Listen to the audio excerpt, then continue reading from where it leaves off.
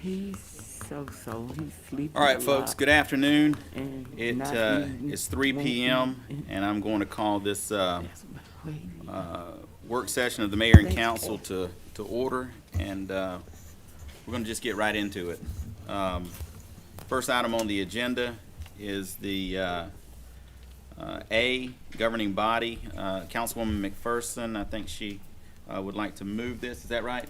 Yes, I'd like to go ahead and I'll address it in September. There were some more time-sensitive issues that I think we need to handle. All right, thank you, ma'am. We will have that on the work session agenda for September.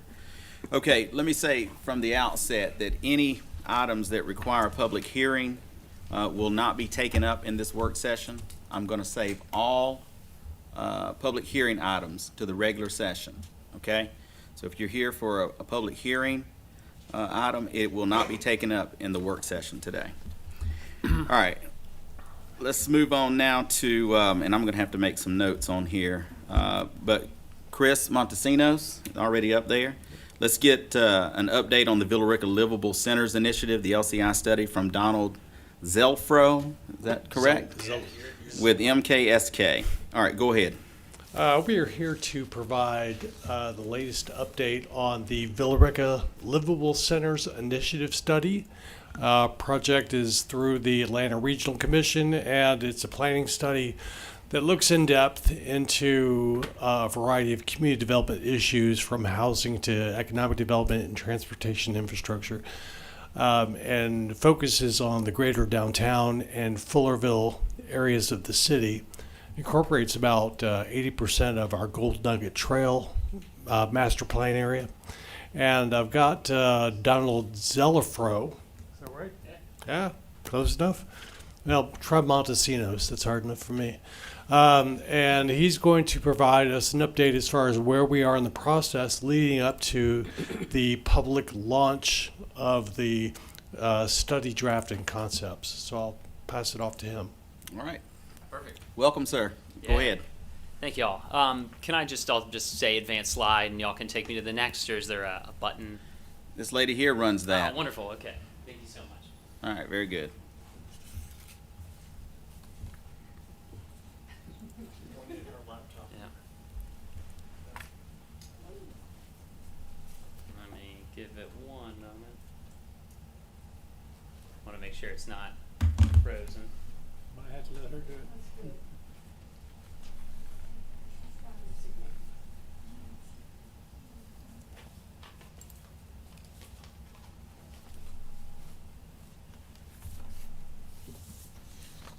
You tell me when to try clicking and I'll give it a go. The laser pointer's at least on, so I think the rest of it's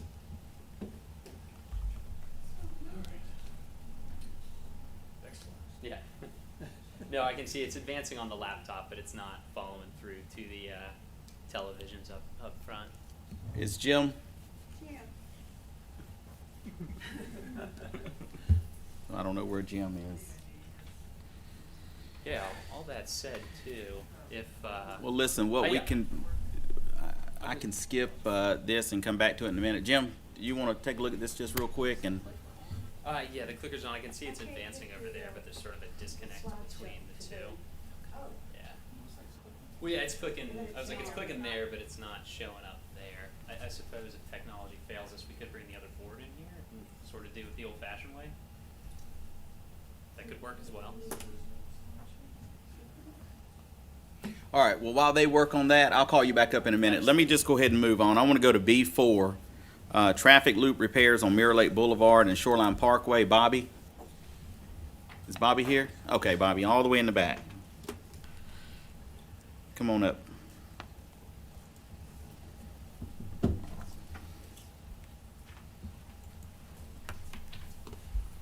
This B2, B3, Mr. Mayor? B4, sir. Yes, sir. We did the paving, we bid the paving contract out.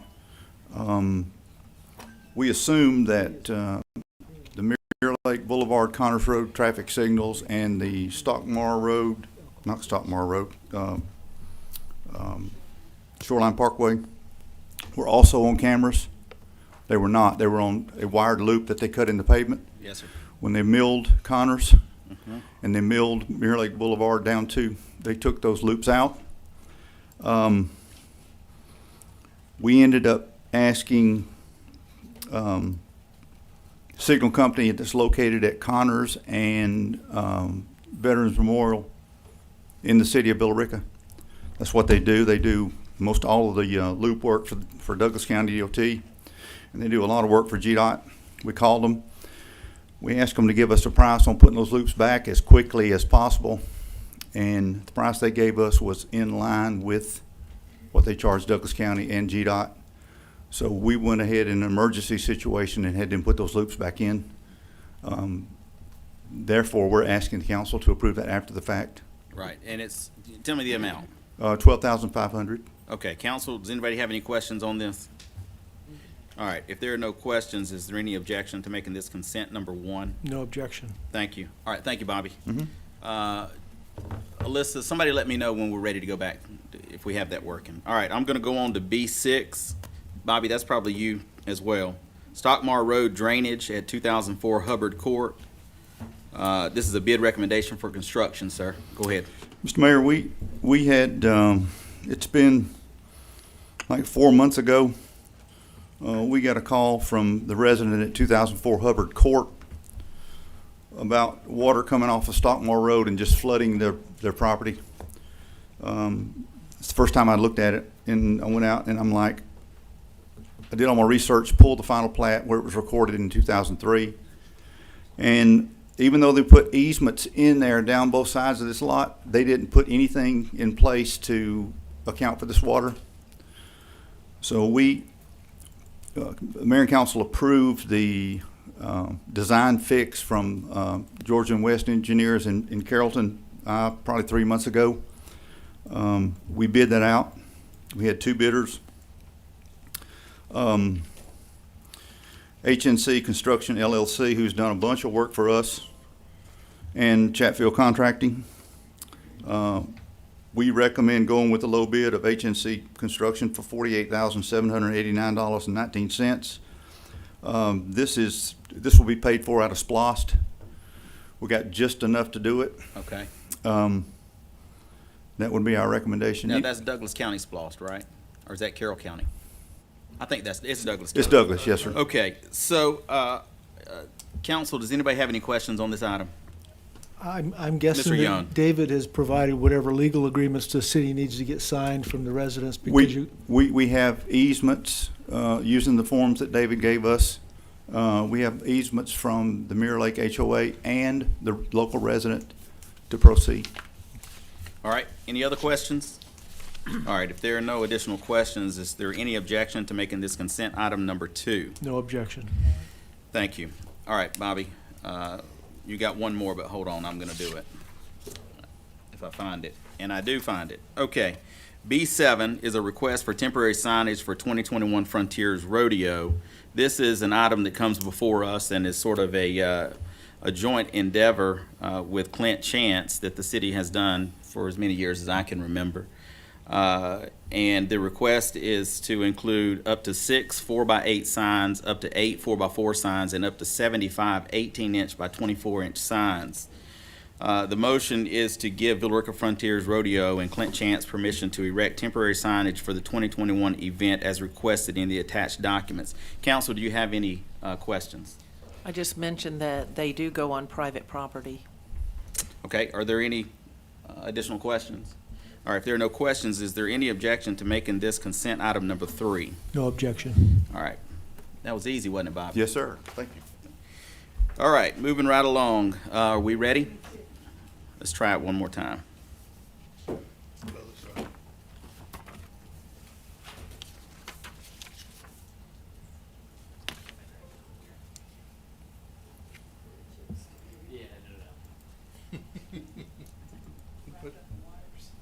no. Okay, got it. There we go. Is it working? Yep, it looks like we got All right, well, the stage is yours. Perfect, okay. Go ahead. Thanks, y'all. I think Chris did a pretty fantastic job sort of providing an overview of what it is we're doing here. Up on the screen right now, just to put a finer point on it, is sort of the full extent of the study area that we're looking in, inclusive of both Fullerville and downtown where we stand today. So y'all know sort of where it is. I mean, y'all are also very well accustomed to, you know, the community life, the history, the sort of character and quality of this place, you know, that makes it special and, you know, that's drawn us here to the community itself to do this plan.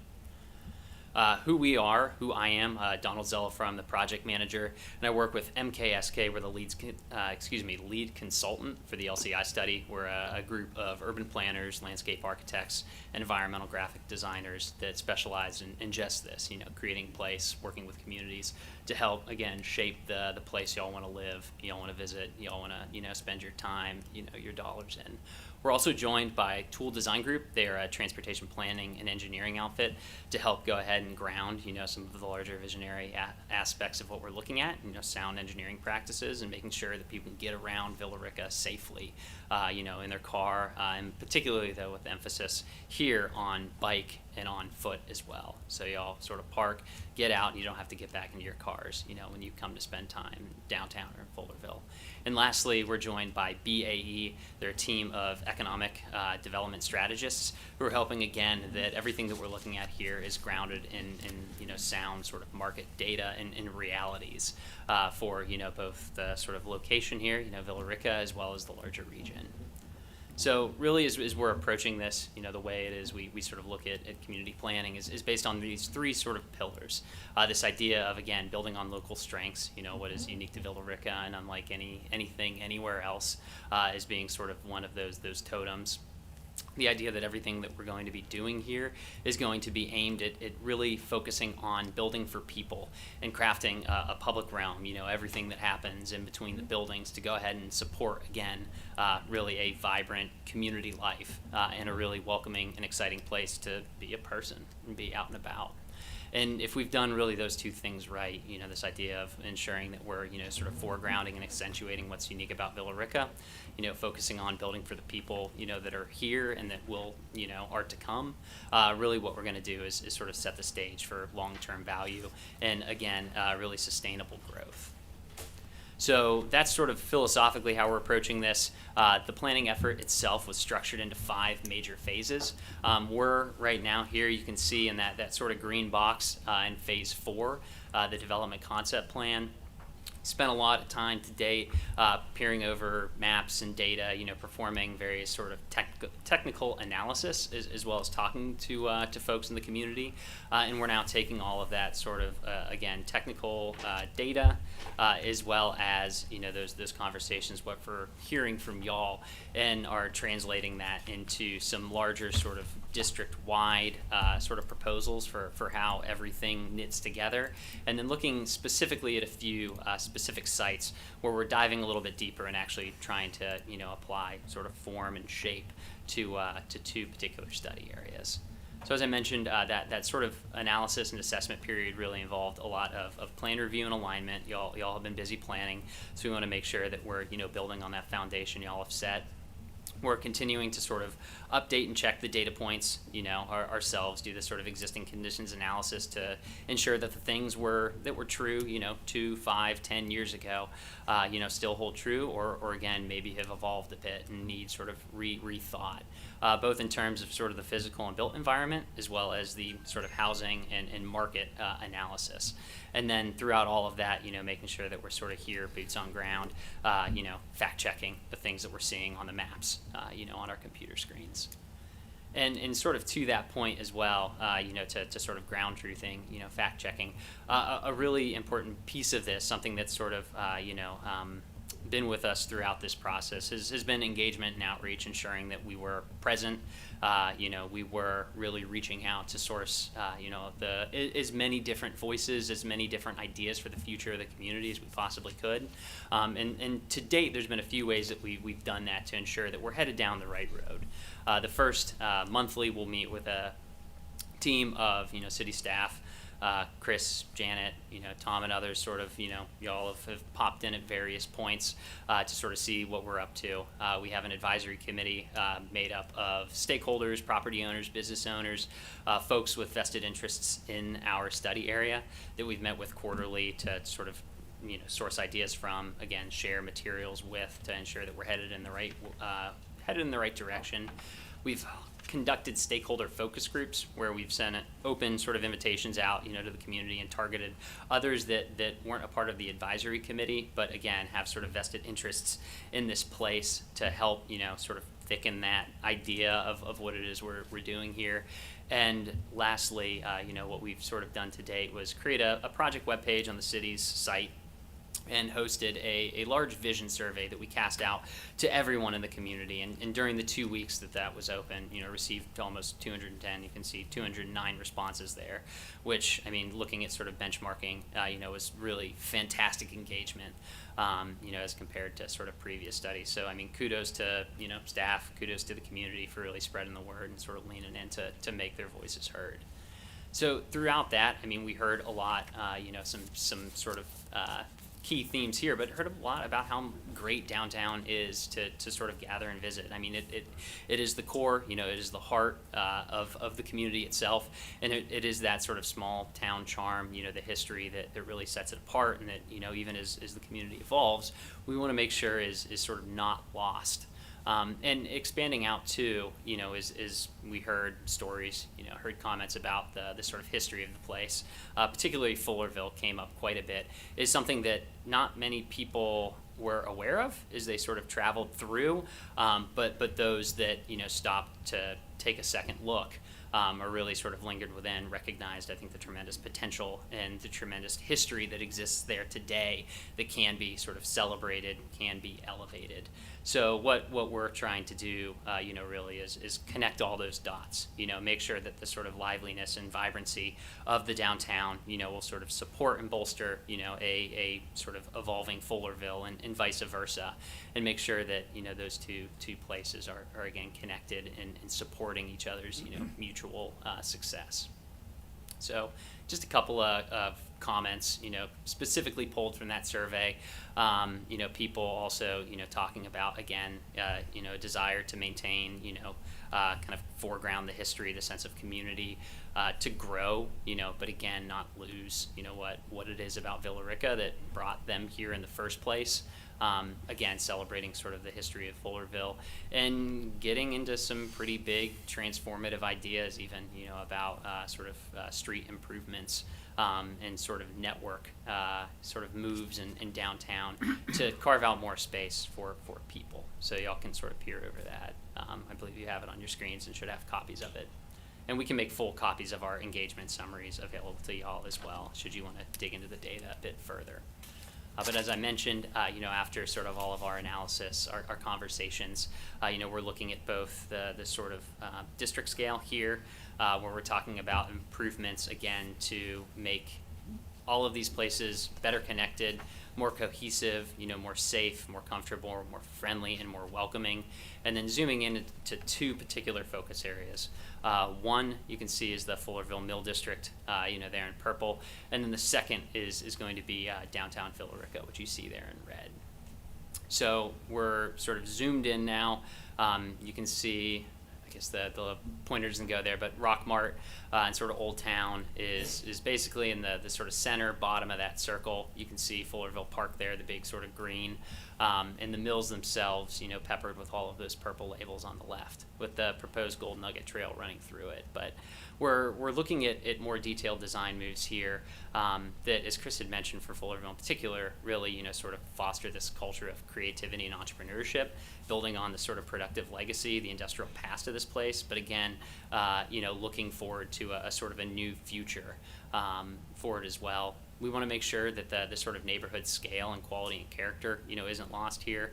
So we're doing things to sort of create this community hub, context-sensitive development and neighborhood-serving retail that are going to give more reason to sort of stop and stay in Fullerville and visit, and help make the neighborhood itself more livable for those who are already there. while at the same time, capturing and celebrating some of that nature, some of that green that exists out there that doesn't necessarily exist in other parts of the community itself, and making sure that people have access to it, and more ways to experience it, and then get to downtown and beyond, on bike and on foot. And in downtown Villa Rica in particular, sort of what we're looking to do here is really, I think continue to build on some of the successes y'all have had, as you've sort of rethought, planned, studied, and improved, various aspects of the downtown experience. But we want to keep growing that downtown district, really focused on sort of creating public green space to sort of anchor business activity and provide more opportunities for people to gather in downtown. To enhance the public realm and make it easier to walk, to bike sort of around once you do park, and get out. And then, really create this critical mass of sort of retail and commercial activity, through unlocking key redevelopment sites and providing opportunities, not only to sort of eat and play, but also work in downtown. So, sort of big picture, that's how we're thinking about these two focus areas. And this is something that we'll sort of discuss at greater length when we're out actually here in this building on the patio on the 24th. But this is, when we talk about those big philosophical things, now what it's starting to look like. How do those things translate into development proposals? How does that translate into street network, improvements? How does that translate into the creation of new, green and open space downtown? Again, all designed with the idea to enhance that sort of civic experience, bring people together and sort of keep them here, in downtown. So it may look hardlined, but trust me, this is very much a sketch. It's intended to be fungible. We'll talk about it. Y'all help us understand, what's right and, what you might want to see improved about it when we sort of gather on the 24th and come to, sort of an aligned vision for downtown and Fullerville as well. So sort of with that, everyone here, come out and join us. We'll be promoting this through the city's social media channels, through the email listservs, posting things around town to ensure that when August 24th comes around, folks will join us from 6 to 7:30 to chat about the future of downtown in Fullerville. Okay, well, thank you. And that is, it looks like that's this building right here where we're at. So if anybody is curious, that's going to be right here in this room on the 24th from 6 to 7:30. Council, does anybody have any questions? Might be, I don't Ms. know if it McPherson. would, thanks. I don't know if it'd be for you or Chris, and I know we may not have a lot of citizens here right now. People watch the videos, that Yeah. sort of thing. We've done some of this sort of thing, but we've had a hard time pulling it off. So it's hard for people. People have been excellent about engaging. Back to our Renaissance plan, other things we've done, we've had great participation, right? Chris, even while you've been here. If you could explain just briefly why we have a better chance of pulling this off as compared to the plan we did prior, but there was no attachment to money to do it. Yeah. We're looking under the couch trying to find change for stuff. And this is not inexpensive, but if briefly you could explain how this gives us an advantage to actually not only us invest, but access some funds that are available because we're doing this. No, absolutely. And Chris, I know she had mentioned you might have some thoughts on that. So I'll give you the first sort of stab at it, but I definitely also have my ideas. Well, I think the very simple answer to that question is that by participating in the LCI process through ARC, it allows us access to implementation funds, which are federal highway dollars, which we all pay through our gas taxes. That comes back to the Atlanta Regional Commission, and they allocate it out to the jurisdictions in the Atlanta MPO, which now includes Villa Rica. So we're really getting back what we as citizens pay into the federal coffers. As you pointed out, the RSVP plan that was previously done, the Renaissance plan, was a great plan, but it didn't have any money behind it.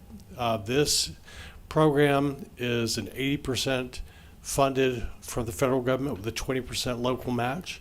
And those projects will be, and this is really why it's critical for the public engagement process, not just to buy into the concept, but also to set the community priorities as far as which projects do we want to accomplish first, in which order? Is it based on financial ability or based on community priorities? And it's important that the community is involved in that process to set those priorities. But those priorities, as outlined in the deliverables for the plan, will be a kind of like what we have with a comp plan, where it has a list of things at the end that you do to implement the plan. We will be able to pick and choose from that list, go to the Atlanta Regional Commission, and apply for funds. Interestingly enough, this year, the LCI program has been around for about 25 years. It's got a long history of success. This year, the Atlanta Regional Commission had to send out a second call for projects because they did not get enough communities applying for funds in the initial phase. So what that tells me is a lot of these LCI communities have already evolved to the point where they've met most of or all of their community priorities, which puts us in a good position because we're kind of at the tail end of the new LCI communities. We have a lot of projects to fulfill, and that puts, I think, us in a more strategic position to get funding for projects. Dependent on our fiscal situation, of course. But, long, short answer is it's the funding that comes from the federal government to implement those projects. And so people don't get discouraged and think the Renaissance Plan was for nothing. We are still incorporating ideas, looking at it, using it, blending it with this, are we not? Yeah. Because I don't want people to think they all came out and did all that engagement for nothing. No, absolutely. And that sort of plan review and alignment, that sort of building on the foundation y'all have set, is such a critically important part of this. Those ideas are not lost. They've informed so much of what you see up there, and are priming the pump, for, again, the implementation dollars, those sort of, first sort of steps that Chris had mentioned. So yes, this is a journey, and that is absolutely, not lost. Okay. Anything else? All right, any other council members? All right, I appreciate the presentation, good information, and continue on. Yep. Thank you. y'all. All right, we will move on now to, so item C1 is we're going to table that to September, to the September council meeting. They have an answer on that, and we're going to bring it back in September, but they need to do one more step before they have it ready to bring to us. So we'll amend the regular session when we get there. Okay, let's move on to tab D, Public Works. And looks like this is going to be Nick Griffin. Item number 1, bathroom renovations at Gold Dust Park. Come on down, Nick. Good afternoon. Yes, sir. Go ahead. All right, this first item is exactly as it says in the subject. It's bathroom renovations at Gold Dust. It is a budgeted item that was requested and approved. Just to go ahead and give you Just tell us a little bit about what you're going to do here. Right, Just, we're going to do new brief. partitions. We're going to replace fixtures, sinks. Everything is a little bit dated. They're all original to the building. The partitions have, they've been carved in by kids and patrons and things like that. I do want to swap to, instead of like a phenolic PVC type material, I want to go with a metal. It's easier to resurface and repair as needed because we can't necessarily completely stop those things from happening. Also, replacing ceiling tiles, just really give it a facelift. And so when reaching out to contractors, I've met with multiple. I only received bids from 2. Okay. PV Construction came in at the low bid at $13,050. Do we have any experience with PV? They actually did the work at Main Street when we did the sewer and the remodel over there, and they did a really great job. Okay. All right. Council, does anybody have any questions?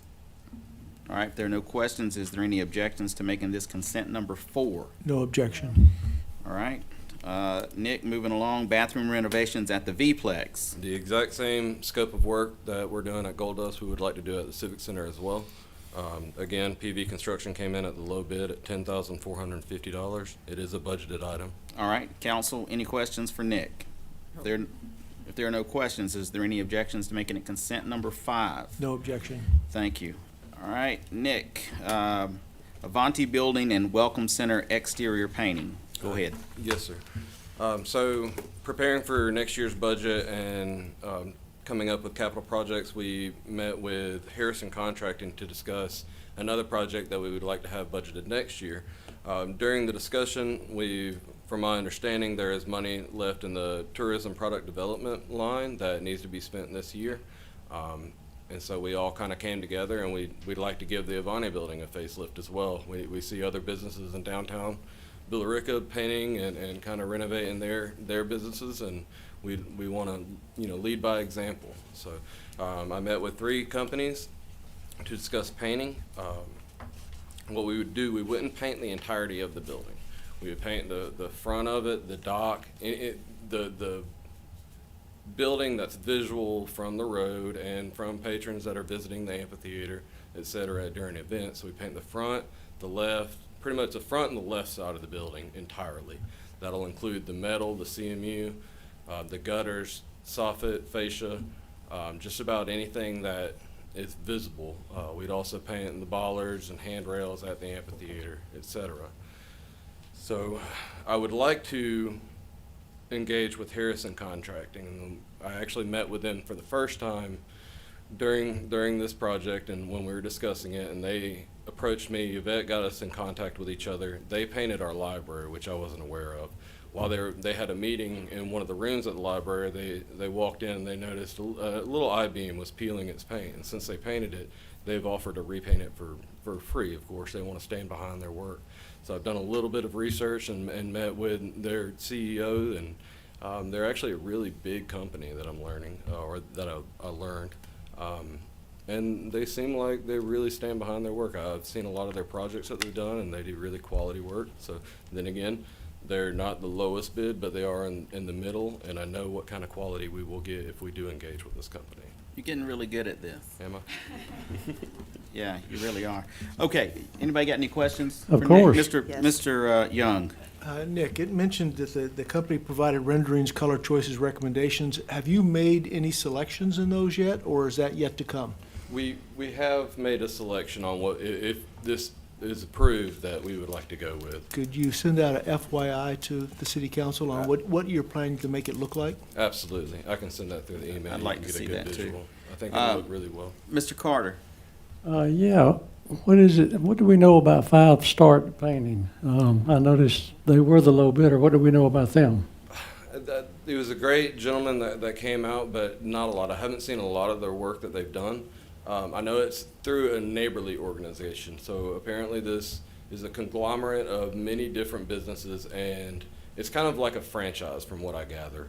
If you go on their website, this gentleman is based out of Douglasville, but they are all over the United States. So from what I understand, it's a painting company franchise that an independent contractor can come in and be a part of that affiliation.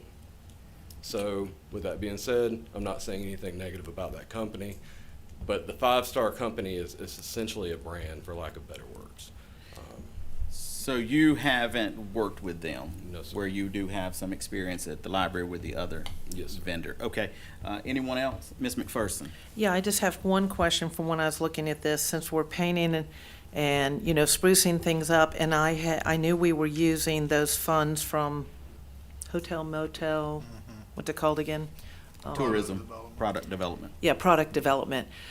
Has anybody been talking about the murals at all that have been faded? They used to look pretty good, but I haven't heard about them. And it is a nice touch on those blank walls. What's going on with those? Yes, ma'am. We've actually met with Alan Kadlicki a couple times in the past 3 years. So that has been a topic of discussion many times during meetings that we've had. We've attempted to engage with Alan to repaint the murals. We had some prep work we needed to do, so we actually took the first one that's at the front of the building. We took it down, and he advised us to do like a polycoat on top of it, and we haven't had really good success on scheduling him. So another perk with Harrison is they think that they know an artist that would be interested in it, and so we would absolutely are looking to repaint those.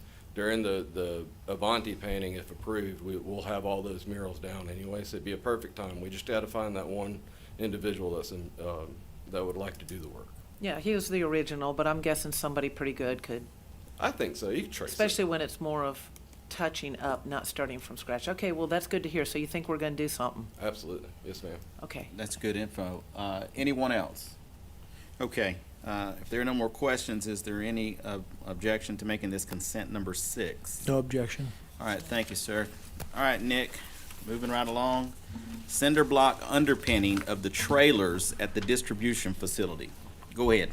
Yes, sir. We would like to underpin the 2 trailers that are at the old West plant. I'm sure everyone is aware that that's going to be the new distribution office.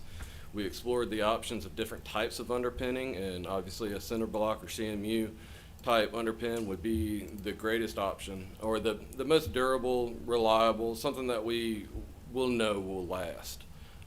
So we've also gotten 2 bids for having this work done. PV Enterprises came in at the low bid at $13,750. It is not budgeted, but it is necessary. Okay, I understand. Council, does anyone have any questions? All right, and I see that you had actually 2 bids here. Yes, sir. They were very close, but you're going to continue to recommend. In this case, they are the low bid. Yes, sir. So is there any objection to making this consent number 7? No objection. All right. Okay, Nick, let's do Pine Mountain Gold Museum train engine purchase. This one has been a fun hunt. So currently we've done quite a bit of tests on our current engine at the train. We've started experiencing a no-start condition after the train engine is being run all day. Usually about midday we'll have a no-start condition where they'll actually park it, and they do rides every hour on the hour. And so when that engineer would go out to start it, it would turn over slowly. Something wasn't right. And so without dismantling the entire locomotive, we did a few tests, and our compression test is what failed. So we did a wet compression test on cylinder 3. We did them on all cylinders, but cylinder 3 had an intermittent low compression failure. Now this is it's not common to encounter something like that that's intermittent. Usually when you have a hole or a cylinder that's low compression, it's always going to be low compression. So we think it could be the lands. Anyway, to fix this problem, the engine would have to be pulled and rebuilt. We have Ghost Train coming up, and we also have the Christmas train rides coming up, and we want to avoid that at all possible because it is operational. It may just be a little temperamental, may have to cool down some. So we do think the heat may have something to do with it. Honestly, that's a guess. Without pulling the engine, I will not know for certain. So I have found one TM27-7001.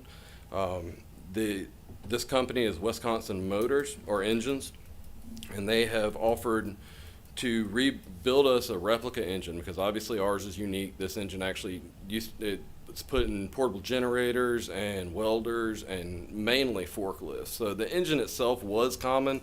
It's not being manufactured anymore. So fortunately, this company has one, and they are going to spec it out exactly like ours. So it's going to run on natural gas or liquid propane. I'm sorry, not natural gas. But anyway, this company says that they have they can do a 10-day turnaround for $12,296.97. Once we get that on a crate in our possession, say we do have a major engine failure, it would be a 2 or 3 day job to get that locomotive back to the shop, do an engine swap, and hopefully won't have too much dead time. After we do replace the engine, I want to send our current one off to get rebuilt and just have a spare on just in stock in case of any kind of catastrophic failure. Okay, that sounds like a winner plan. Let me ask you, so you intend to use the current engine for now? Yes, sir. But when this one comes in and when it's necessary, you'll swap it out. And you think that'll take how long? 3 days? That's optimistic, but yes, sir. Hey, I'm asking. Now, will you do it on site, or do you have to bring that over here? I would prefer to have it in our shop. Okay. All right. And that cost is $12,296.97. That's correct. All right, council, does anyone have any questions? Mr. Young? Are we staying with general fund funding, or are we going to move that to tourism project funding? That would be a question. Sarah? Jim, why don't you get we've got it over here. There's 2 of them right there. There's 2 portables. Let Sarah borrow that. Is that on? There we go. The product development money can be used for whatever it takes basically to get a physical attraction up and ready to go for the public, if it draws in the public for tourism purposes. So that's why the buildings and even the train at the Pine Mountain have been able to do qualify for product development. So we could use product development for this. Okay. All right, thank you, Sarah. Any other questions? All right, if there are no other questions, is there any objections to making this consent number 8? No objection. All right, thank you. Thank you, Nick. Yes, sir. All right, moving on to economic development. Janet Chumley, E1 2021 SE SAC music performance license for municipalities. Hello, ma'am. Good afternoon. Go ahead. Mayor and council. This is similar to the ASCAP music license fee that we are paying yearly. This is a different type of agreement representing different artists, so they're looking for their money. Certainly, we want to stay in line and not get in trouble. So what I originally sent you guys was the $483 is the yearly fee that we will pay starting January 2022. Because they just sent us the invoice in July, they're going to prorate the fee to $241.50. I learned that after I had sent in the original. So we will be paying for July 1st through January 1st, 2022, and then that will kick in the yearly fee of $483. So that prorated amount is how much? $241.50. Okay, and that is from July through January 1. December 31, I guess. Okay, Yes, sir. Of 21, and then this new annual fee of $483 will apply kick in. January 1st. Correct. Okay. Do you still need to present? I didn't know if Yes, I I have All right, an go ahead. updated sheet. Basically, the license fee is based upon the city's population, so we're 25,000 and under. That's where they prorate, that's where they get the fee from. Okay. This agreement will allow for licensed music to play in any public facility within the city. By paying this license fee, the city will be protected to play any SESAC music. Okay, and I'm sure I don't know what that book looks like, but council, does anyone have any questions? Just an Ms. example, McPherson. is this when we're doing background music up on the stage? Correct. Maybe just give a couple examples when that would happen, because otherwise they sue you for some sort of, copyright infringement or something like Correct. that? So before we have a band perform, we do like 30 minutes of house music, and that's what this covers. Okay. Any other Thank you. questions from council? All right, are there any objections to making this consent number 9? No objection. All right, thank you. Thank you, Janet. Thank you, guys. All right. I know John's been waiting patiently. Let's move to utilities. So this first item, the resolution of support for changes to state highway system and acceptance of 2 roadways, we've been tabling this for months now, and we shall do so again. So let's move on to F2. Can I at least Yes, ask? ma'am. Ms. McPherson. It's always on the agenda, but we're always tabling it, so is there an That's end- probably my fault. Is there an end I've game? talked to Grant about it some. He and I just hadn't sat down and worked on it. We tried swapping emails and we couldn't get on the same page. Because at one time, they had like some sort of deadline, but the wording was never right. Remember, we talked about the wording makes it sound like we're taking care of the whole roadway when it's really just the roundabout intersections. So Well, so, it's just a matter of time.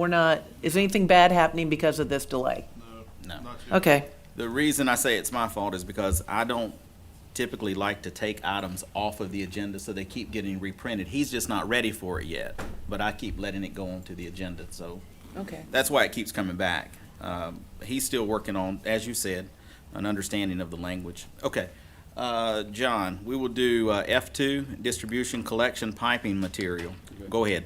Good afternoon. This first item is for the purchase of ductile iron and C900 pipe material for repairing and installation of distribution and collection system lines. It's a budgeted item. Current demands in the market and price fluctuations have caused delivery delays in the purchase, so we'd like to be proactive and place an order for this ductile iron and PVC pipe. We reached out and received 2 quotes. The low bidder is Consolidated Pipe and Supply at a total cost of $45,240. So staff recommends engaging with Consolidated Pipe and Supply for the purchase of the ductile iron and the C900 pipe. and this will allow us to have this material on hand for both repairs and replacement projects. If you note from one of the quotes, there is up to an 8-week delay in delivery. So we'd like to get this when we can, so we have this material on hand for repairs and installation projects. Okay. Are there any questions from council? Just Mr. one- Young? The quantities that are shown in here look more like repair quantities than install quantities. So are you anticipating that any install or replacement is going to be minimal? Yes, at this time, several of the water line install will be part of projects. So we're ordering quantities to have on hand for service line installs, small sections of main replacement, service line replacement and installations, collection system replacements as they approach. So we're ordering 200 to 400 feet of different sizes and quantities. Yes. Okay. Ms. McPherson? Yeah, just one. John, I totally get the supply line and how long it takes to get stuff and why we need to have things on hand. You don't foresee us having things that we don't use? No, I do not. All these sizes we have listed in these quotes are sizes we have in our system and sizes we actively use to repair and replace lines. Okay, thank you. Yes. Yeah, I mean, I for one am aware that oftentimes we don't have the items that we need and we're waiting for it. And I appreciate that we're in a position to maybe have some of this stuff on hand when there is a breakdown or some repair that's necessary. Any other questions from council? All right, if there are no additional questions, is there any objection to making this consent number 10? No objection. All right, thank you. All right, John, let's do West Plant Belt Press Gearbox Replacement. Okay. Thank you. This next item is a budgeted item to engage with Cornerstone Mechanical for the purchase and installation of the West Plant Belt Press Gearbox. The existing gearbox is original to the unit, so replacement is now needed. We've reached out to Cornerstone Mechanical as they are the manufacturer's representative for this particular belt press. So staff recommends replacing that belt press at a cost of $6,575.70. The replacement of that gearbox for that belt press will provide the staff continued operations of the belt press and allow us to stay in compliance at the West Plant. All right. Council, does anyone have any questions on this? All right. Is this belt press down currently? Well, we are operating it at the moment. Regarding the gearbox is beyond its useful life, so we're having issues with the gearbox. Okay. So we want to be, again, proactive and get that gearbox replaced. All right, I appreciate that. All right. Are there any objections to making this consent number 11? No objection. All right. Let's move on to F4, West Plant Sludge Pump Replacement. John, go ahead. Similar to the gearbox at the West Plant, the sludge pumps are also original to the plant, and those are also beyond their useful condition. So regarding your question regarding the West Plant belt press, this will help us to allow that. Right now, we are operating the belt press but in very limited capacity only through the use of rental pumps. I understand. So we reached out to 3 vendors for this that provide that type of pump. We received 2 quotes of those 3 vendors. The lowest quote was from Vogelsang for the transfer pumps at a cost of $30,472 per pump. And again, we have 2 of those pumps that will require replacement, and this is also a budgeted item. So our recommendation is that staff engages with Cornerstone on the replacement of the 2 sludge pumps at the West Plant for a total of $60,944. All right, very good. Council, does anyone have any questions on this item? All right, if there are no questions, is there any objection to making this consent number 12? No objection. All right, thank you. Thank you, John. Thank you. All right, where's the famous Jennifer Hallman? G1, fiscal year 2021 budget amendments numbers 173 through 177. That's a shorter number than I'm used to seeing. Yes, sir. All right, go ahead. This is just in regards to the Parks and Rec department, the athletic department. When the FY21 budget was adopted, not knowing how COVID would impact programs, program income as well as the program expenditures were about at 50%. Now that they've had more activity, more participation, we've received more in revenue as well as had more in expenditures. So I went over with Tracy the amounts that she needs to cover for the expenditures for the remainder of the year. Ends up being $32,500 in the different categories, and it is just amending or increasing the Parks and Rec revenue to offset it. So it's neutral in So the it's sense. a neutral, Mhm. these are neutral amendments. Okay, council, does anyone have any questions? All right, if there are no questions, any objection to making this consent number 13? No objection. All right, thank you. See, that was easy. You already left. You were halfway across the room when I looked up. All right. H, Deputy City Manager, H1, 2022 Budget Calendar, which we have been working on, and you've done a great job. Go ahead, please, ma'am. Good afternoon, Mayor and Council. So I don't think we've brought you a formal budget calendar this year because it has been up in the air. We did receive our ad valorem numbers last week from the tax commissioner's offices, so we felt like we were able to move forward with coming up with a plan on how to get this taken care of. So we need to have millage adopted by the end of this month. Excuse me. So we need to have several public hearings for that, but we also need to start talking about the budget. So what you see before you, can you scroll up a little bit? So the first three are in August. August 24th, we would have our first budget workshop, but also we're going to be discussing millage. So we'll need to have a public hearing for the millage rate. We'll have it at 10 a.m. and then we'll have one at 6 p.m. that night. So the budget workshop during the day, first hearing, and then one at 6 p.m. for people who can't come during the day. And then 1 week later on Tuesday, go up a little bit. Yeah, right there. Tuesday, August 31st, we will have another budget workshop and then a public hearing for the budget, public hearing for millage, and we need the council to adopt the millage that night. All right, now if you'll scroll up again. So the next three are in September. So the hope is September 2nd and 3rd is to have a council retreat at 10 a.m. each of those days. And then on Tuesday, September 7th, have our next and last public hearing for the budget. And then the big change, the reason I have a big arrow pointing to Tuesday, September 21st, is this would be a move of the city council meeting itself. So instead of having our normal city council meeting on September 14th, moving it to September 21st so we can take care of the budget as well. So that would be the work session, council meeting, and budget adoption. Instead of on the 14th, move it to September 21st. Okay, can you scroll that? Is there anything below that? That's it. See, because I'm looking at, she controls my screen when I'm looking at that one. So, all right. Are there any questions for Sarah? Yeah. Mr. Carter. When do we receive the information from the county on the proposed rollback? We got the ad valorem numbers last week, so that's the tax digest. So we've been doing calculations. We haven't seen that yet. Yes, we are meeting tomorrow. We're having a budget meeting tomorrow, and then we hope to send that out to you. So you think by the end of the day tomorrow? Yeah. You have that? Yes. Okay. That'd be good. What was tomorrow, Wednesday? Yes. All right. All right. Any other questions? Yes. Ms. McPherson. Just wanted to verify, because I looked at all these dates, checking my calendar and all. The 31st, is that primarily a hearing?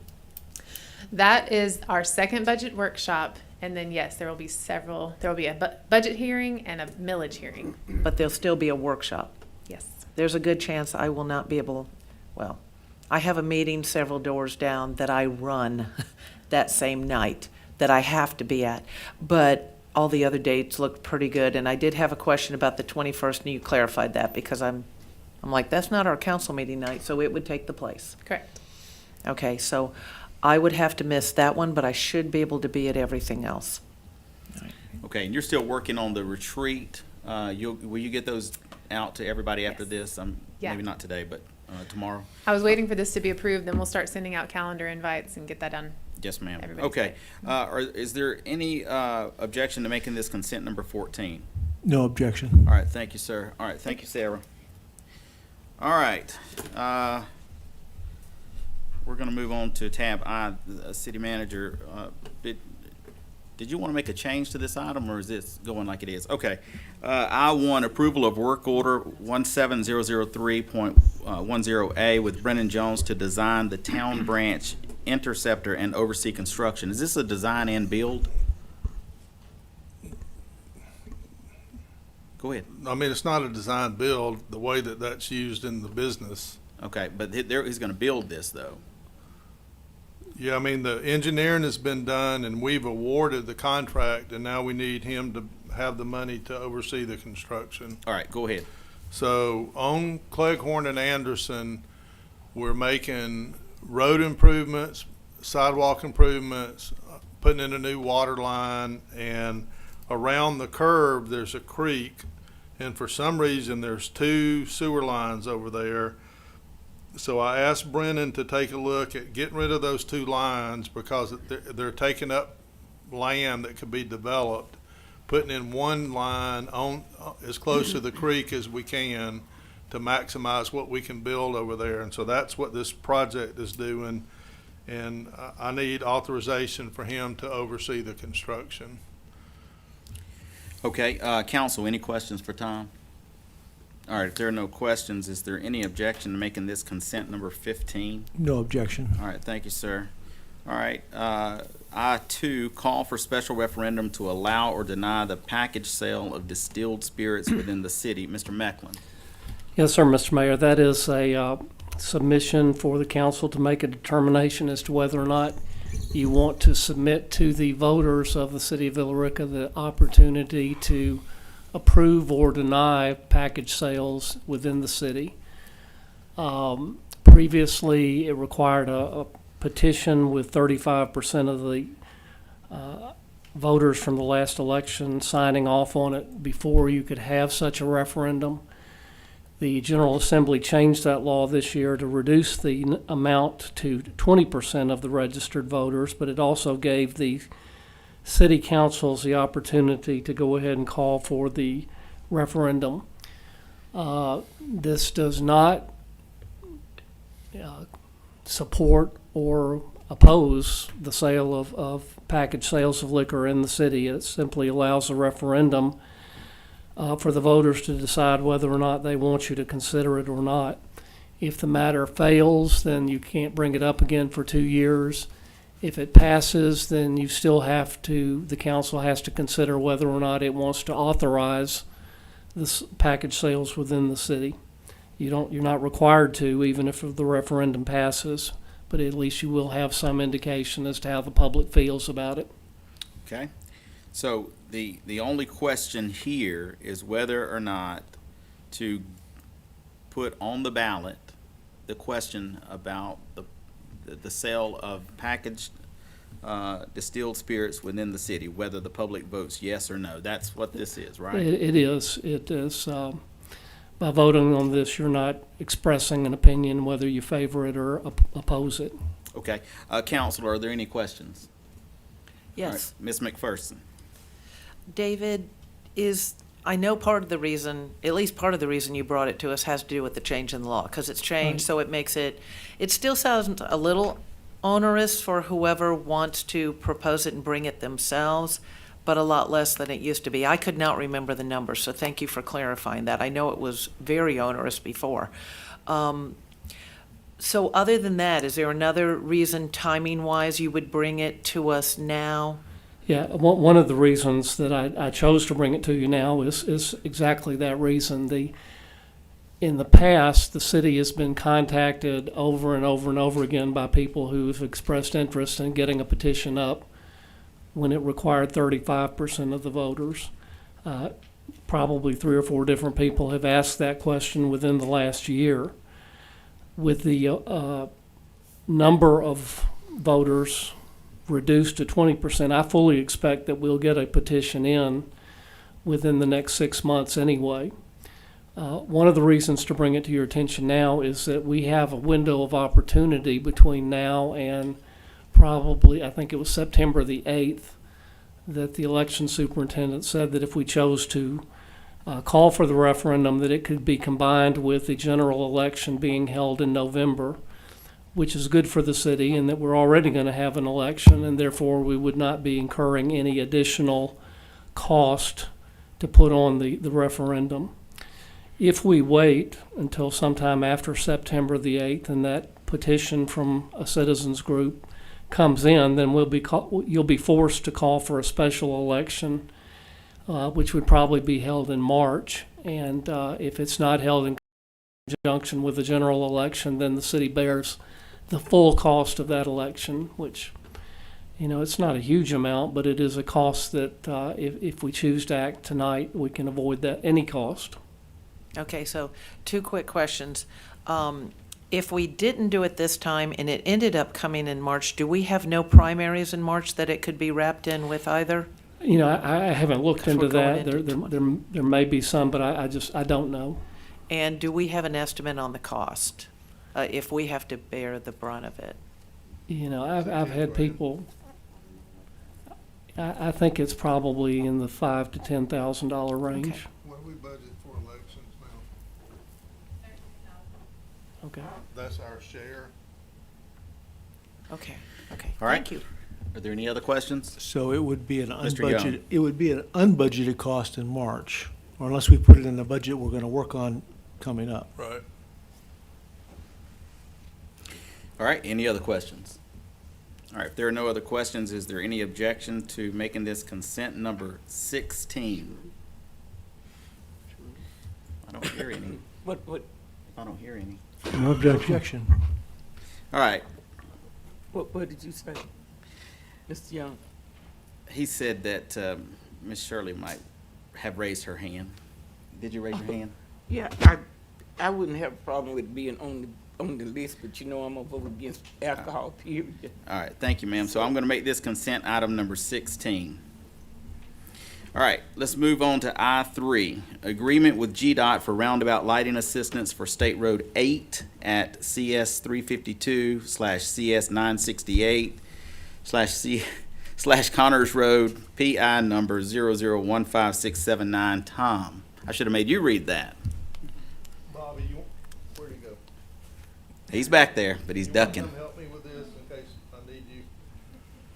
So on all the lighting projects where we're involved with GDOT, we're ultimately paying for the energy, and this is just another one of them. So tell them a little bit about the project though, because I don't know that we've talked about it a whole lot. I don't know that I can tell them about the project. It's the roundabout at Connors Road, the one at Charlie's repair shop, Oh, because of Can Jimmy. the last word I had on estimated construction is 3 to 4 years out. Right.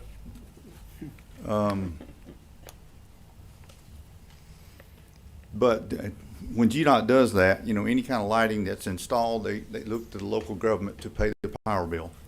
Just as Avamore down 61, they just turned in their traffic signal plan to GDOT. GDOT has a form. Somebody's got a guarantee to pay the bill for the light. And that's the same, similar situation of what we have on this one. All right. Council, does anyone have any questions? That was a little shorter than I thought it was going to be.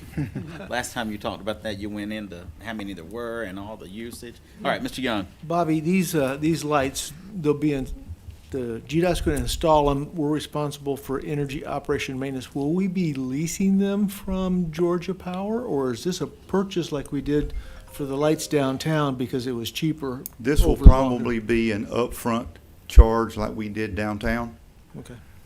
where all we have to look toward is the monthly power bill and whatever little maintenance fee that goes in with it. All right, any other questions? You mean GDOT is Miss- gonna put these lights in and Mark. we gotta pay for them? Well, Pay for the lighting of, Actually, GDOT won't install them, Georgia Power will. but Yes. GDOT is heading this up. GDOT will require a certain lighting blanket over that roundabout, and Georgia Power will do the, you know, they'll do the estimate on how many lights it's going to take, and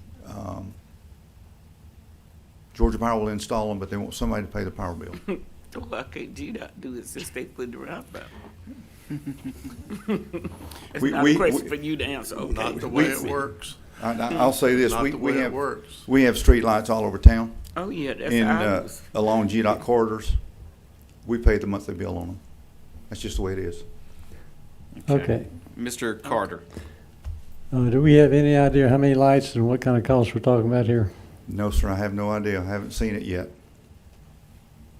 But it's just that one roundabout we're talking about, somewhere down the road, 4 or 5 years. Right. All right, anybody else? Yes, Ms. so, McPherson? so they want us to do the roundabout.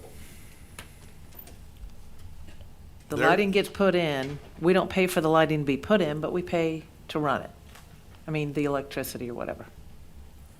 I'm not sure. I don't know that we don't pay, We're probably gonna have to pay the upfront charge to I George would think Powell. so, otherwise Well, we they pay did- a higher monthly fee again. It is on the bypass, that's the way it works, right? Okay, all right. It says the Well- department shall be responsible for design and installation, including all costs of materials for the system, Yeah, thanks. not the GDOT department.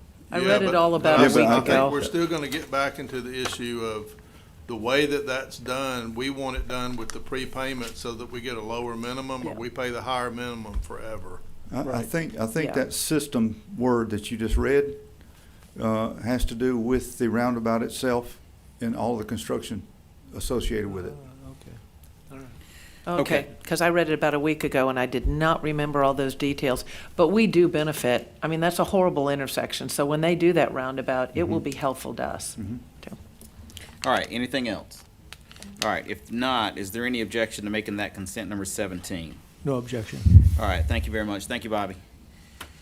All right, folks, we have reached the end of this agenda, so we can go back now and establish our consent agenda. I'm going to go through this and read it how I see it.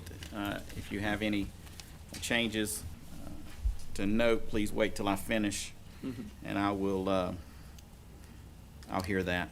Okay, consent item number 1 will be traffic loop repairs on Mirror Lake Boulevard and Shoreline Parkway. Consent number 2, Stockmar Road drainage at 2004 Hubbard Court bid recommendation for construction. Consent number 3, request for temporary signage for 2021 Frontiers Rodeo.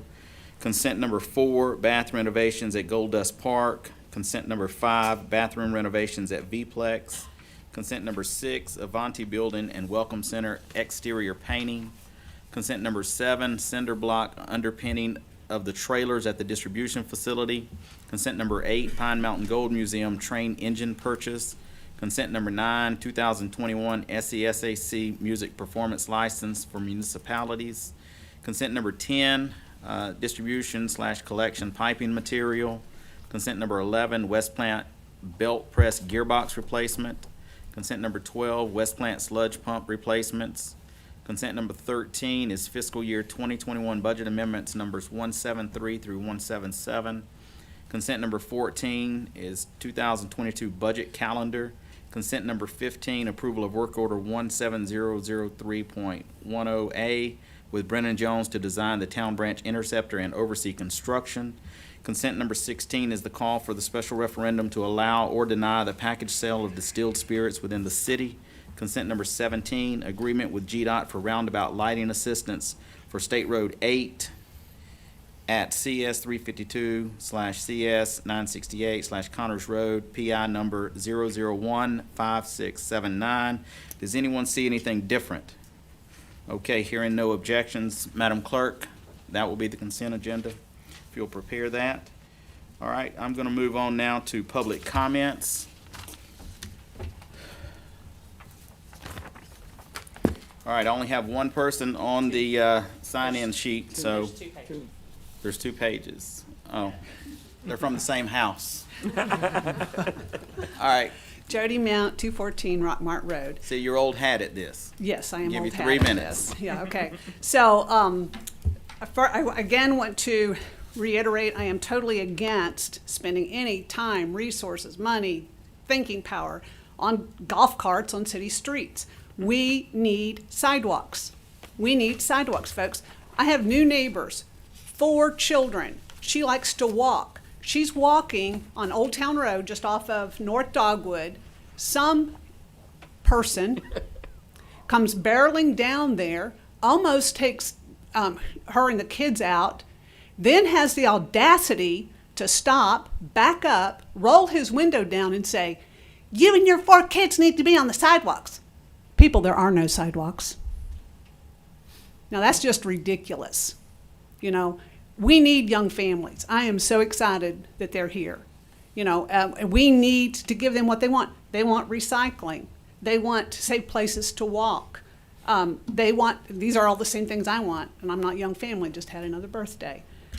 We want the city to stop using poison to edge the sidewalks. It looks terrible, and it's dangerous. Stop using poison in our parks. You know, that's where our children go and play. It has long-term effects. It doesn't just go in the ground and stay there, you guys. You know, stop doing it. I do everything by hand. I don't use any poison. It's doable, totally doable. I am glad there are some money behind this new ARC initiative, but we need elected officials who will tirelessly advocate and push for the implementation of this plan. That's something we did not have on the Renaissance plan. We've got to have people that are going to stand up, elected officials that are going to stand up for what we want. I also want to know what's wrong with the toilets at Gold Dust Park. I use them every Monday and Wednesday when I play pickleball. And then will the new ones, if there is a problem with the old ones, will the new ones still have that water-saving flush option? And that's all I have. All right, thank you, ma'am. And I forgot, you did just have a birthday, but I won't tell everybody how old you are. 63. That's right. All right. The next one comes from your same house, John Mount. Come on up and give us your name and address for the record, and we'll give you less time than her. Okay. Go ahead. John Mount, 214 Rockmount Road. So I'm first like to speak as chairman of the Billerica Development Authority. So I don't know if you all know, but the Carroll Tomorrow, our contract with them is up. Carroll Tomorrow has had a lot of changes. Both of their managers, Daniel Jackson and JR, have resigned. They are no longer with them. They have Karen Handel is now taking Daniel Jackson's place. They're in a renewal process, trying to do a funding for the next 5 years. But what I would like the city to consider is, and to work with the Development Authority on, how do we want to move forward over the next 5 years? Is it possible that we could share resources and have a full-time staff person that maybe works for the city part-time and leads our meetings and helps us move forward, instead of spending the almost $90,000 a year that we did with Carroll Tomorrow? So I just want to kind of throw that out there, and we'd definitely like to work with you. I mean, we have a meeting every month. We'd love for the council people to attend. Matt's on the board, but I think it'd be a very at some point in the near future, we're going to have to decide our way forward on what we want to do. We're trying to develop some plans on how we can help the city, maybe some corridor improvement districts, things like that, another industrial park. One other thing I'd like to talk about, follow up on my wife, is the use of herbicides, Roundup. Basically, it's glycophosphate. I've been in the environmental business for 30 years. This is a bad chemical. It's already proven a carcinogen. It's Roundup that you spray on the grass. It's a herbicide. It's not a pesticide. But there's 150 cities in the United States have banned it from use in the city. There's 21 countries have banned it from use in their countries. There's several lawsuits. It's going to be like asbestos, everything else in the near future. So the bad problem about it is it basically gets in your water, and we have lakes, so everybody sprays it. The chemical runs off in the lakes and collects there, and you end up drinking it. So it would be worth considering to ban at least that one chemical, the Roundup, because it is a cancer-causing chemical. So. All right, thank you, sir. Okay, that concludes the list I have. Is there anyone here who would like to speak and you did not put your name on the list? All right, seeing none, I will close public comments for the work session. Mr. Mecklin, do you have anything to add? No, sir. All right, Mr. Barber. Give me the update. Would you guys like to hear the update now, council? Would you like to hear Tom's update now as opposed to in the regular session? I mean, I'd like to, but I'm afraid about the people that watch the main meeting that then won't hear it. Because They there are could- people who really appreciate that. They could go back and watch this one. Is there any I don't know if that objection? matters Yeah, a lot to me. It's gonna be late tonight. Does anybody object? All right, Mr. Barber, go ahead. All right, I wanted to give you an update on where we are with the TAD. So, in my mind, we're looking at the potential for 3 tax allocation districts. 1 is the Mirror Lake Connector, 2 would be on the south side, and 3 would be at the North Loop. The process that we're going through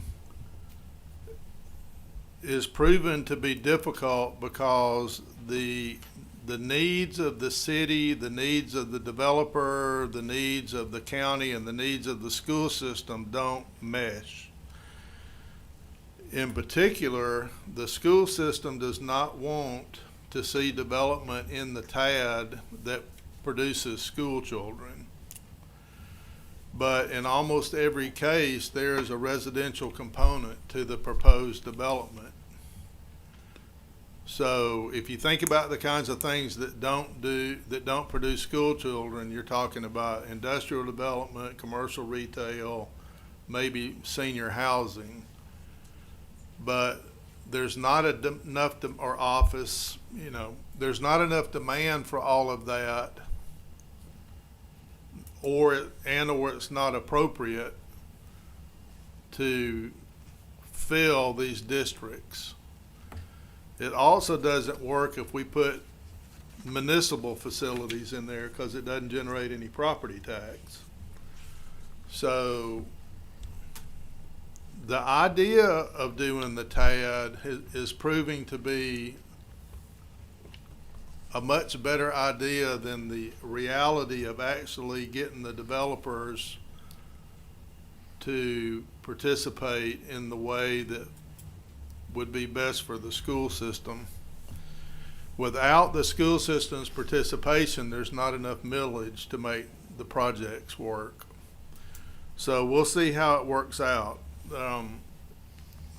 The one plus in doing a mix of anything with residential is if there's a strong residential component, even though the school system is not getting property tax for a period of time, they're getting E-SPLOS right off the bat. As soon as a retail development opens, sales tax is being collected and they're getting a penny all by themselves. So, for every gas station, store, grocery store that we put in a TAD, it's giving the school system money right off the bat, which helps us, I think, to sell the idea. So number 1 is the Mirror Lake Connector. We have a really strong developer looking at the east parcels, but we have a strictly residential developer looking at the north parcels, and that may mean that we have to take them out of the TAD. I don't know. TAD number 2 has gotten a little bit more interesting. It started as Avamore, which is 220 acres, mixed use. It also has this really significant residential component. So the only way that it works for us is if the commercial retail piece on the front generates sales tax, and the initial phase includes the senior portion. So assisted living, independent living, no school children. We then added to that, well, let's look for a site for a second industrial park. Well, that works, right? Industrial buildings, no school kids. But the third piece now is we have a potential developer of what I call the Kroger hole, the hole across the street from Quick Trip, sort of, and the South Carroll 61 intersection. And we're in the same boat. Retail on the front, potentially residential in the back, right? So we're trying to quantify that, see what those numbers look like. But again, that TAD is not a done deal. Neither one of those, the first one nor the second one. All right, then we go to the North Loop. It's the one I spent the least time thinking about, but if you look at where it is in the city, you've got the industrial park and Gold Dust and Reed Plantation sort of on one corner, and then you've got Guardian Angels and sort of the hospital, library, and some undeveloped, lightly developed area on the east side. So I can't even tell you what I think that road is going to attract, but there's only 3 property owners. So Ingalls owns the west piece, the city owns the middle, and John Wayne Sauls owns the east piece. And then down at the end to the outside is the extra land of Guardian Angels. So there's really 4 property owners that are contiguous to the roadway. Is that going to develop industrial? Is that going to be an extension of the industrial park? Because you're going to have the road there to take truck traffic. Is it going to develop commercial or maybe mixed use, retail, residential? What's Ingalls going to do? You know, I don't know that Ingalls has any plan. It just looks like they're holding the land more as a blocking action to keep somebody else from building a grocery store there. So anyway, after all this time, I guess I was thinking, you know, several years ago that this would be clearer in my mind where this is headed, but I can see now that we got some real work to do to make these things a reality where everybody participates, everybody benefits, and we've got to have some element of good fortune here with the developer and what we want meshing. And because you have independent landowners, they can sell to whoever, and then depending on the zoning, they can do whatever, and that's not necessarily going to work. So that's where we are with those. Another thing I'd like to tell you about is something that we've been working on, and you saw some evidence of it this already in the agenda. We have meetings on Friday mornings, one meeting with the utility folks and one with the public work folks. And one of the things that came up was the issue of delivery times. You've seen it in here. We've talked some about, I think, about like having a gearbox go down and we get a quote from somebody and it's a 39-week lead time. Well, for what we're doing, 39 weeks doesn't work. 16-week lead times don't work. You know, if we have a lift station pump that goes down and we don't have a replacement, you can't just let a lift station sit and not work for any length of time, right? And so we started going through this exercise of asking ourselves what elements of our operation are critical and probably have bad lead times that we can pre-purchase. So in other words, what can we buy that we don't need in order to have it, or at least have it in the queue heading this way, so that if we lose whatever's in operation, we can function. And so you saw some of that. Pipe, pumps, we're starting to think through the water treatment plant now, 1960 building, several of those companies that provided equipment in there have been out of business for decades, so replacements are really difficult.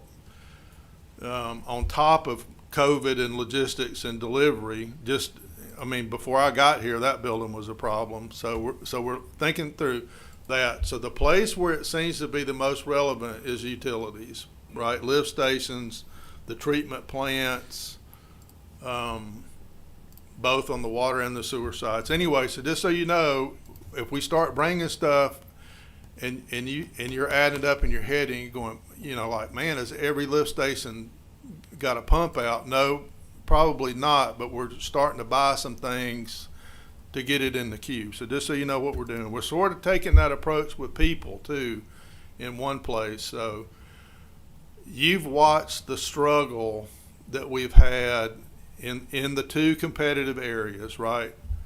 The two places where we have the most competitive pressure are in the utilities.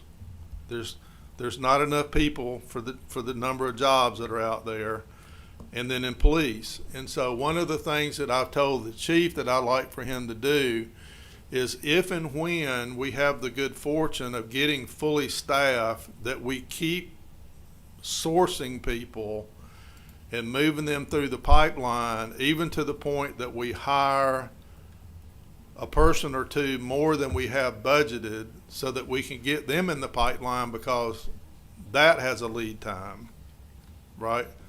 Chief, help me, 12 weeks in the academy? 11 weeks, and then what's FTO? 12. So 23 weeks is 6, that's half a year, right? Right. So roughly, we got a half a year lead time to hire somebody fresh and then be on the street independent. So we're taking that approach. The West Plant has been a real problem. We lost our director, our manager out there in December of 19. We did not find a replacement until 17 months later. We had a problem finding a replacement for our distribution collection manager. We finally done that. I think Pete, did he just start with us? He starts next Monday, right? So we've got a replacement there. So that was a January opening. So that's what, 7 months to fill that one. We have, in that process, gone around to some of the neighboring facilities to get some information about what they're paying people, to see how we compared on salaries. And one of the things that we were told is one of our neighboring facilities has given up trying to hire certified operators, and they're only hiring people into on-the-job training kind of roles. And so we said, well, you know, they're bigger and maybe smarter than we are, so we're going to start doing that too. So we've started hiring some young guys that don't have any sewer plant experience, in hopes of getting them on board, getting them to take their Class 3 certification exam and start working that process. Class 3, Class 2, Class 1. So we're doing that. So in this most recent period of time, I guess since maybe June till now, we have filled the West Plant manager job, the distribution job. We've hired 2 mechanics. We think got a 3rd crew leader, because we lost a crew leader to health issues on the distribution and collection side, and we're now working on an operator and team members for that crew. So we've almost got that group back to full strength, okay? So that one's important, because as I've told the mayor before, I'm not going to come in here one day and say, oh, well, by the way, this is like the restaurants on 61. We can't open today because nobody could come to work. That doesn't work out there, or at the water plant, or in PD, right? And so, we're trying to think about, what do we do? This is a new environment, with not just with COVID, but just the continuing shift in the demographic, with the boomers retiring and the younger folks coming along, and there's not enough of them, and this is just going to get worse and worse. So we're trying to figure out how to do that. Recreation just finished their registration for the fall. It looks to me like we're at about 50% of COVID now in participation. So there is still some real hesitation on the part of parents to enroll their children in our programs. So I've asked Tracy to put together some kind of a set of numeric goals by season, by sport, of what we want to see in participation, and then we're all going to start working together on how we market that better, because I don't think our recreation program is going to recover just on its own. I think we're going to have to do some things that we've never done before. Another thing that we have worked on is a second industrial park. Y'all approved money to do some due diligence, and the person that was running that was JR, who is no longer with Carroll tomorrow. So when I get a better read on that, I'll tell you what that looks like. And then the last thing is that I think I've told several of y'all that there was a meeting in the future that was going to be really important where we talked about water and sewer issues, and that meeting happened. So if you'll think back to what we've done this year, one of the things that we did was we engaged Judd Turner to help us, who was the former EPD director. Several years ago we hired Curtis. Several years ago we hired Brennan. We started using Carter and Sloop several years ago. Well, we're getting to the point now where we're starting to build a team of guys who are beginning to know something about Villa Rica, right? They've been here a year, 2 years, 3 years. And so we all got in a room together with me and Sarah, Pete and John, Aaron and Eric, who are the two plant managers, Paul, who's another engineer that we've hired, and we started trying to talk through what in the world do we do with water and sewer. So the two main issues that we face are we don't have raw water, and on the sewer side, we are facing a constraint by a regulation that restricts how much discharge a sewer plant can put in a creek. And the new regulation, I say new, however long it is, however old it is, says that we can only put 30% of the average flow of a creek into whatever our discharge point is. And like at the West plant, Pete helped me, what'd you say it was, 97%? So almost the entire flow of the creek that we discharge into out of the West plant is from the West plant. So needless to say, we did not meet the 30% max, right? And what that means is that we can't go to EPD for a permit to ever raise the output of that plant. So it's a 2 million gallon a day permit, but potentially a 6 million gallon a day plant. But we can't take advantage of that if we can't discharge it someplace. Well, when we did a similar exercise with the North plant, EPD said, yeah, sure, you can increase the capacity of your plant, but that little piddling creek that runs out of the bottom of Mirror Lake doesn't amount to anything. You've got to go all the way to Sweetwater Creek, which is 22,000 feet, which is miles, in order to discharge a bigger flow. So those are the two issues that we're wrestling with. So we have looked at all the raw water sources that are available, and the only thing that's left on the table is the possibility of maybe raising one of the dams of one of the little lakes that we pull from. But it's expensive, it's difficult, there's all kind of issues with doing that.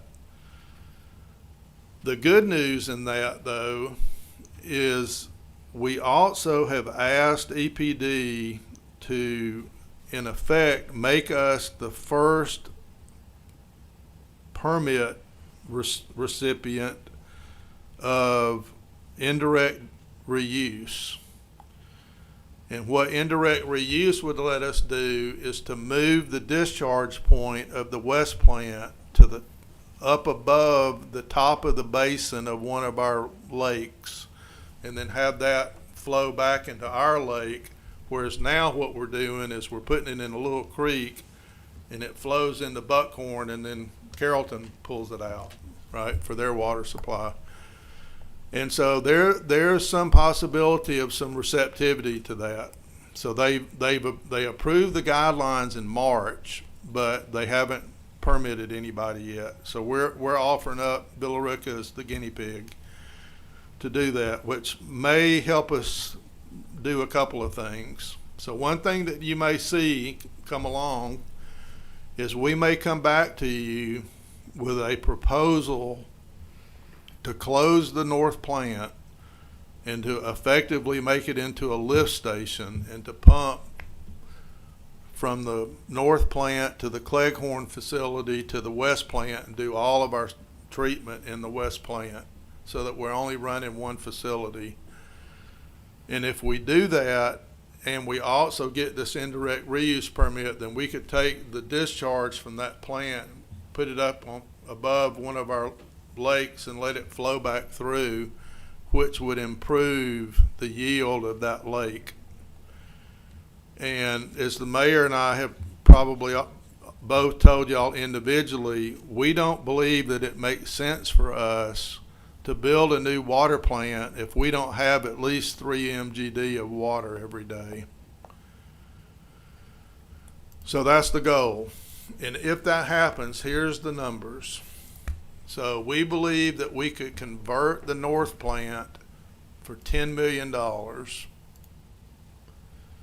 We believe that we could raise the dam and do all the things related to that project for $20 million, and that we could build a new water plant for $20 million. So that's a $50 million investment that we would make. We have almost $6 million in federal money and the possibility of a piece of another pool of money that the state has.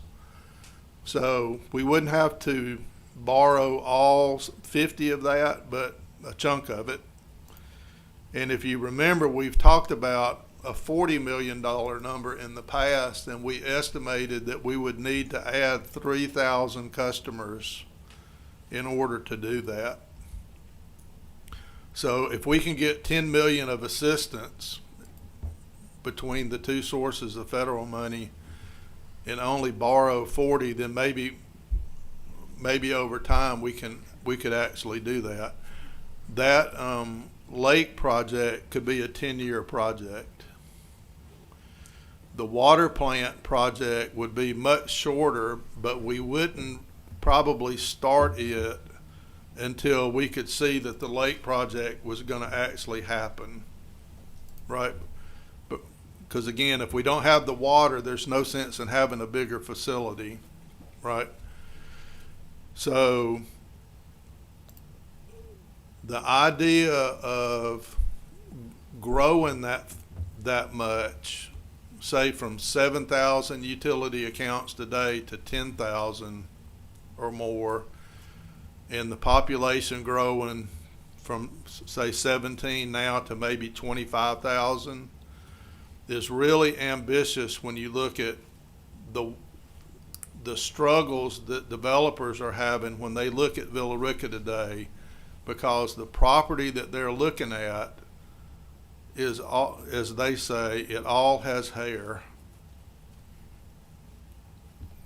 It's rock, there's water, the topo's bad, there's no utilities, the road system doesn't support the use, some combination of that.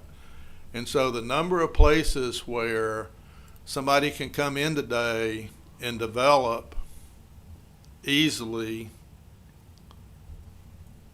is probably zero. Even the neighborhoods that didn't build out on 61 are having a hard time getting going.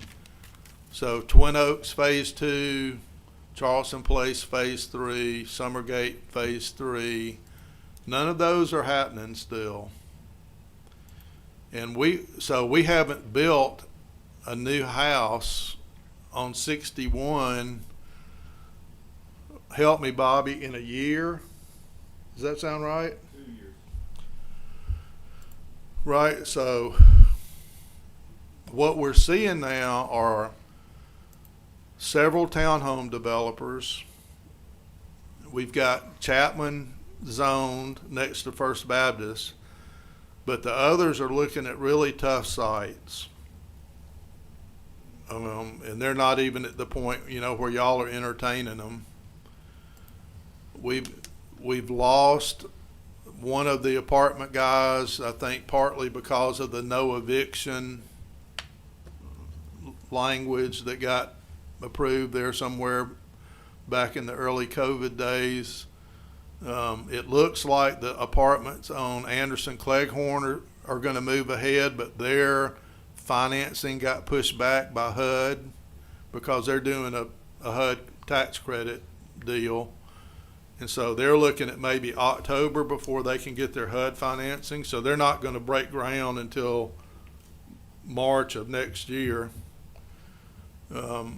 Walton, who's building across from the hospital, if you've been out there, has run into a real difficult technical problem with the detention pond.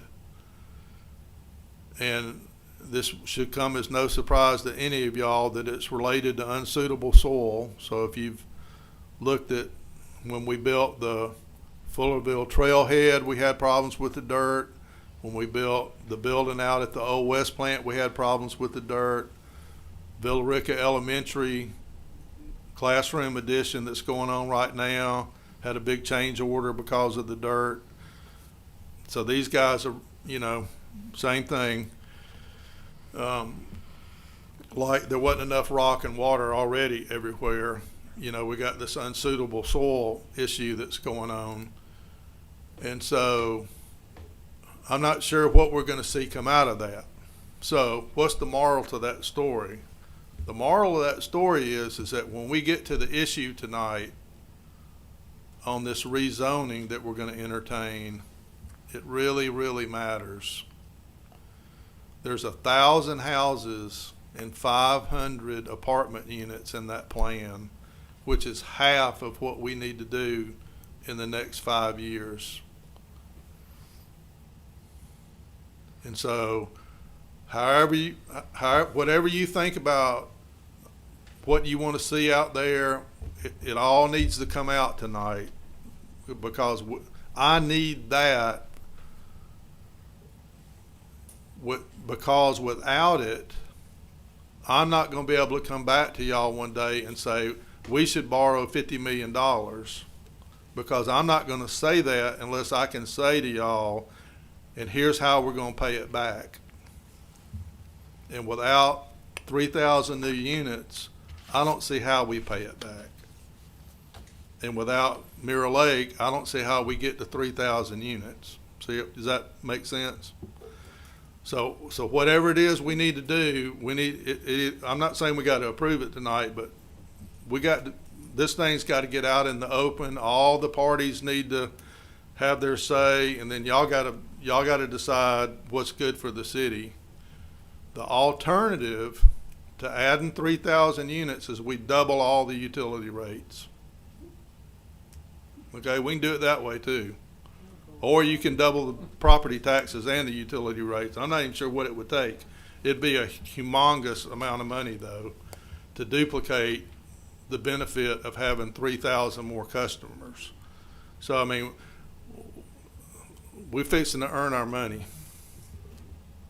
okay, to do this. Because even if we can add 3,000 people, and even if we can figure out all these development issues, and even if we can figure out the TAD, and even if we can do the LCI, and even if and even if the economy stays good, we're looking at 5 or 10 years of really, really hard work. I mean, really hard work. And you got to figure that the economy is going to cycle down in the next 10 years, at least once. And we may go through a period where we don't grow at all for a year or two or even longer. So we're about to make some hard decisions in what we do going forward. The labor market's not helping us, the cost of materials not helping us, delivery times are not helping us, but we're competing with all the other cities around here, and some of them are doing well, and you can tell some of them are not doing well. Some of them are having management issues, and they're losing their people. We're fortunate right now. We're gaining people from some of those places for the first time since I've worked here. So, you know, I just want to encourage you that I think we've got a really good handle on what the problems here are. I think we've evaluated the options pretty thoroughly. I think we've built a really good staff team and an engineering team. I think that we've done some pretty good conceptual plans, and we're about to make some, what I would call, in the context of what we're doing, life-altering decisions for Villa Rica. You know, at the end of this process, Villa Rica is going to be a different place, like really, really different. 3,000 more people, new water plant, our own water source, really, really different. So you got questions about that? That's a lot of stuff, but that's where we are today. All right.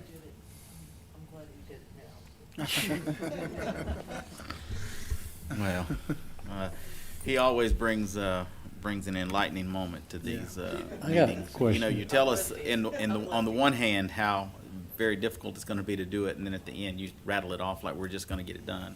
Clearly, we're not. All right, Mr. Carter, go ahead. Okay, on the industrial park subject, we bought 75 acres on the north side that the North Loop's going through. Is that usable for industrial park? Can we expand that industrial park? I don't know about a park, but I mean, it could hold industrial development. You know, it's 75 acres, and it got split by the road. So the piece on the top probably is wet, but the piece underneath we could develop. But the piece on top is very small compared to what's below it. Mm-hmm. Well, but we need probably 500 acres Yep. for a new industrial park. I mean, some industry could go over there, but I'm not sure that's the best use. We'll get to it when we do. Mr. Young. 2 questions. EPD offer grants for being the guinea pig? We're begging to be the guinea pig. Oh, so That's okay. Tom's word. That's not, Second question. that's not their word. Why is the school system upset about more students? I mean, they're raking in the money. Because they're not going to get any revenue from they're just going to get kids without revenue if we don't do retail. For 10 years, For- maybe. Yeah, for 10 years. Yeah, but they're getting revenue from everybody else. You know, But people's home prices went up astronomically, and it doesn't look like they're going to back down on their millage rate. They're not. Now, I think they're gonna keep it. let me say this, because I think there's because we lie in 2 different counties, I don't want us to talk about the wrong one. What we're talking about with TAD 1 and the concern of the school system and them not wanting to grow those students, my understanding is because of the compression they have already at their elementary school. And that's what they think might be most impacted, depending on the type of residential development that goes into TAD 1. Now, that's Carroll County. Yeah, but the only. Carroll County superintendent said they were going to put a second story on the school system right over here off of 78. They're going to second story that. So you talking about Glanton Heinzman? Yeah. Yeah. He hasn't said That's that. what I heard. That's to- what he told me. Okay. Yeah, Glanton Heinzman is effectively landlocked, so they'd have to go up to. They just had a huge, they just had a huge bond issue for capital infrastructure too. They, All right, Miss Bobby, you got something? Mr. Mayor, that second edition is on Villa Rica Elementary on South Dogwood here. Oh, the one Villa that's Rica going in Elementary right over now. here. Okay, all right, but that's not the school that we anticipate to be impacted by TAD 1. Yeah, they could do an expansion at Glanton Heinzman, but it would be up. I appreciate that. All right, anyone else? Ms. McPherson? Yeah, a couple of them seem like maybe the easier ones, such as getting people in the pipeline ahead of time, as long as we got something for them to do, whether because of utilities and PD, we're having a hard time keeping the staffing filled. And I get the ordering things ahead of time. Is all the downtime on that related to two things? The hard shutdown with COVID, and number two, people not going back to work? Is that because the supply line, the only silver lining is everybody's in the same boat. That's the only thing that makes me feel better about it, is this seems to be everywhere with everything. Cars, whatever it is. Okay, so, but to Michael's point, okay, this is being recorded, and I don't know how to say it any different. The school system gets the e-splost. They get the vast amount of tax dollars on every property, every home. If you're 65 and over, there comes a time where you won't get it on your main home, but you'll certainly pay it on anything else you own. We're getting close to $6 million of federal funds that isn't there, but nonetheless, it's coming. The school system is getting vast amounts. Now, I realize for 10 years, I'm trying to look at their side too.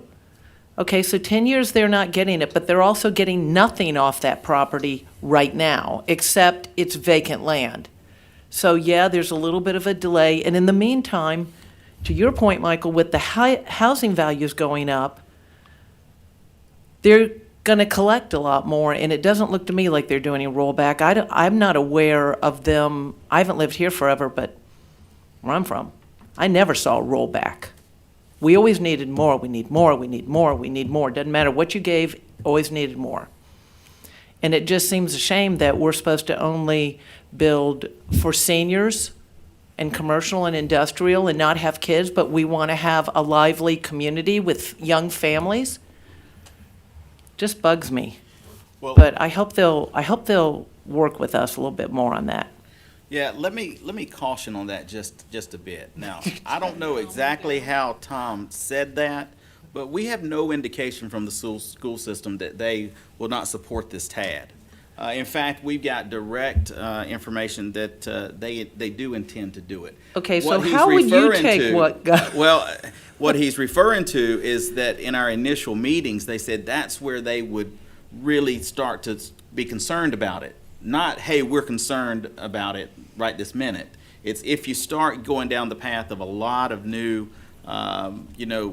residential as opposed to other types of development, that's going to concern us more. Right now, my understanding is, and I've been told directly that the school system is largely in favor of this TAD 1. Tom, you want to say something different? When we went and met with the whole board, I left that saying to myself, these guys really, really like the concept of the TAD, right? That's what I heard you say And first. specifically, they like the fact that the TAD might give the city more control over what kind of development goes in, as opposed to just getting more Liberty Point, right? Which it is going to hurt us in the long run.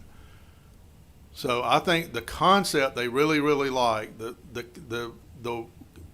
The caveat is, if we give them 10 years of no property tax and a lot of school kids in that first TAD, those children go to Glant Heinzman, which is landlocked. And it's not the school that they're upgrading right now with additional classroom building, which they're doing not because of, future TAD development. They're doing that because that's just their forecast. They needed more classroom space at Villa Rica Elementary. And remember that they're on a terrible planning cycle. So their SPLOST is 6 years. So you add maybe a year or two in front of that for them to plan the SPLOST. They can really only start and stop their plan every 8 years. Because once they commit to 6 years of spending and the SPLOST starts, they don't have another SPLOST cycle right? For years and years. I mean, think about how difficult we have it, and we're only planning 1 year at a time. We can't even get that figured out. We have, overages or shortages or whatever every year. Well, they're having to do 6 years at a time. And so if we generate a lot of growth in one part of the system, I'm sympathetic to that. I realize that that's difficult, and in most cases, to some extent, when I'm looking at stuff like this, I'm thinking about Villa Rica and nobody else, right? Villa Rica is where I get my check. I'm thinking about Villa Rica, and it's but in this case, this is a true partnership in both directions, us and the school. We grow, they grow, we do better, they do better.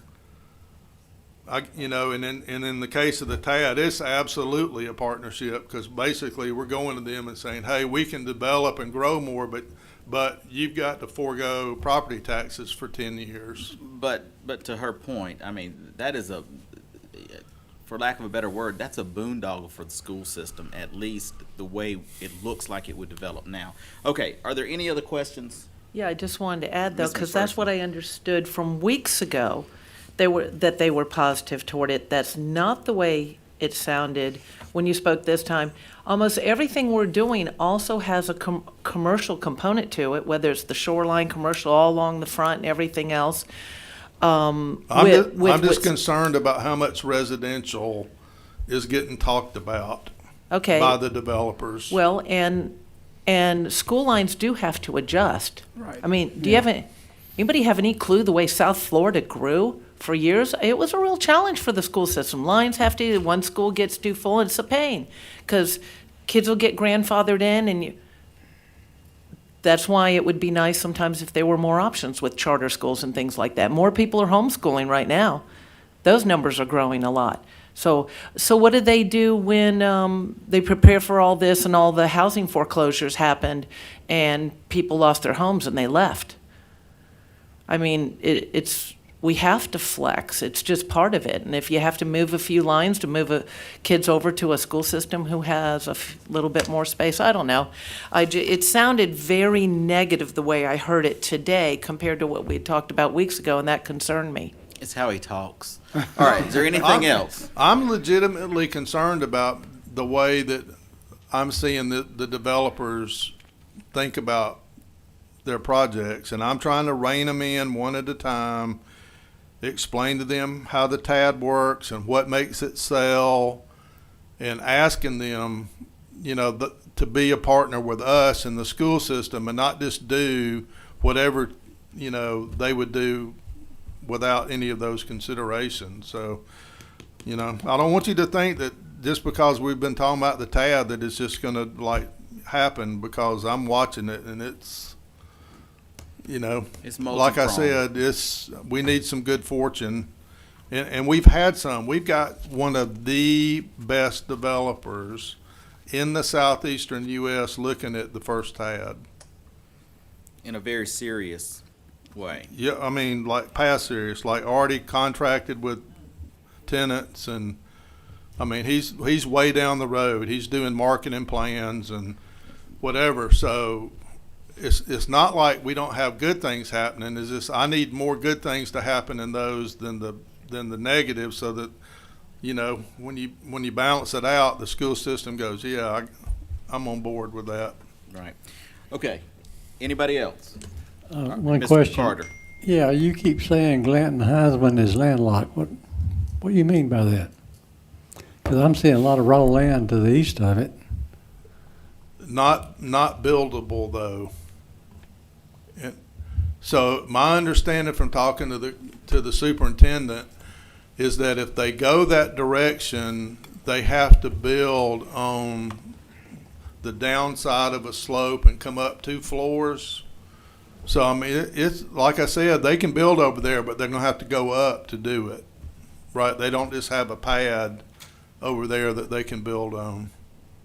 And I'm not sure how far they go.